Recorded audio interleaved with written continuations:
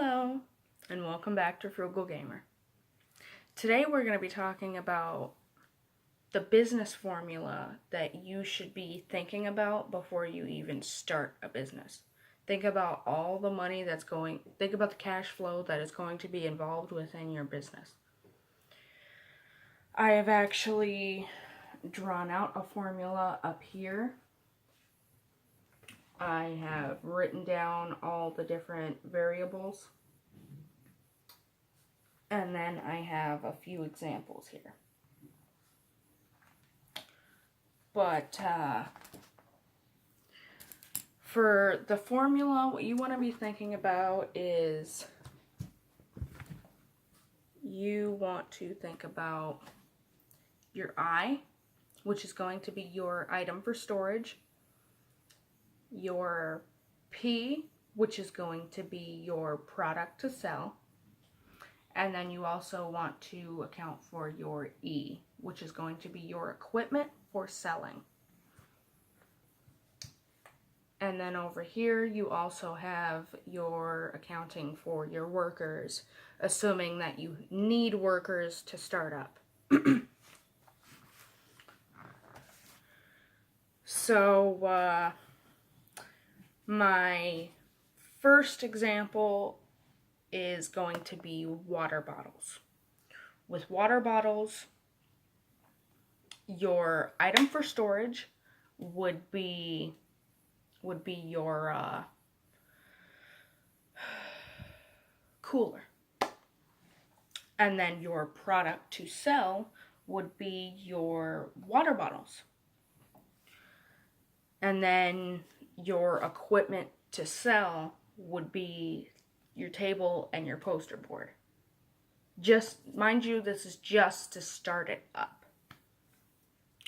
So the cooler, for what I paid for it, it was $21.20. And then when you take into account one case of water bottles, it is $3.18 because you do want to add tax to every variable. I'll explain that later. But water bottles, you want to count as $3.18 instead of $3 or whatever you may have paid.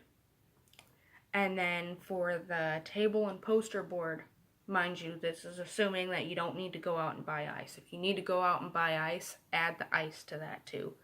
But for the table and poster board, it only costed me $37.10 with tax. And so my total for all of those three things ended up amounting to $61.48. Now, keep in mind, I did buy more water bottles, but $61.48 is what it would cost to start that up. Now, you can do this gradually. That's what I did. I think it was 3 cases every week of 24 packs of water bottles. And then what I did is I ordered the table online. And then today I actually got the cooler and I got the poster board. So what I did was, with the business formula, I took account for all the things, plus the tax, of course. Even if there's no tax on it, still add tax to it. And then whatever the amount is that you pay, for example, I also have 32 packs of water bottles. And I did the math on some of it, and typically I would be making about, for the amount that I'm going to do anyway, I'm going to be making about $12 per water bottle case. So when I get that money back, I'm going to take off however much the water bottles were, plus the tax. So that $3.18 minus that, and then that's going to be $8.82. Yeah, $8.82. And with that $8.82, I also subtracted the table and poster board as $1, and then I also subtracted the cooler as $1. So therefore, I wouldn't even be making $8.82. I would be making $6.82 after all of that. But that's just to amount for the wear and tear. But on top of that, you're still going to be making a little bit of profit off of it because that's per case. These things will likely last a hell of a lot longer than like 10 cases or whatever the case may be. But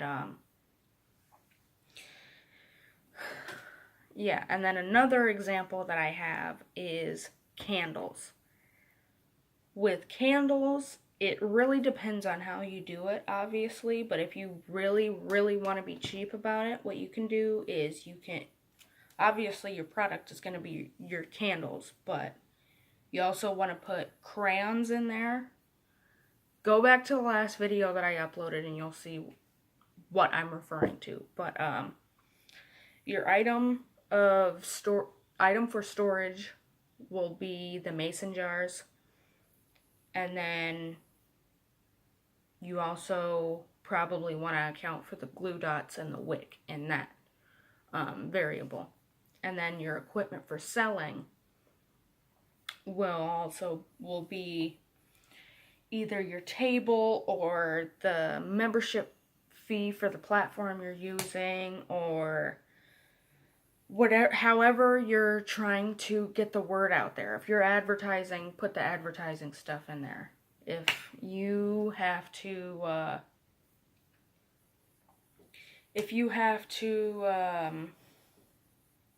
get a lockbox for accounting for all your business stuff, put that in there. Do whatever you have to do to put all the variables or all the things that you have to purchase for that into these variables. Depending on what the fee is and what you're paying for, it depends on what variable it goes in.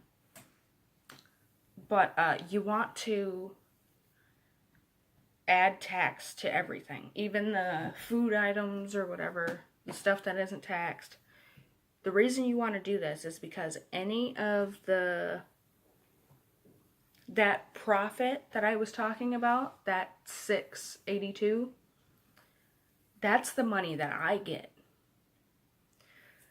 The other $5.18 goes back into the business. That $5.18 is supposed to help to keep it going, because you don't want to sit there and just do one load and then you're just done. You want to be able to sell the stuff, take out whatever the costs were, and then keep doing it like that. But the reason that this is because this way, especially if there's stuff that wasn't taxed and you were still taxing it, you were putting more money into the business than you were getting back. Now, mind you, when you get back some of that money, you still want to, if you want to start something new for the business, probably take it out of your own money first. For example, if you're paying for advertisements, have that come out of your money at first. Until that starts actually making you money, take it out of your own money that you're making from it. Alright, and I mean, that's pretty much the formula. I mean, there's more to it, obviously, but this is like the basic formula for the whole business idea. I know that there are a lot of people that don't really understand how business finances work, but this is how they work. So leave a comment down below if you like this video, and I will see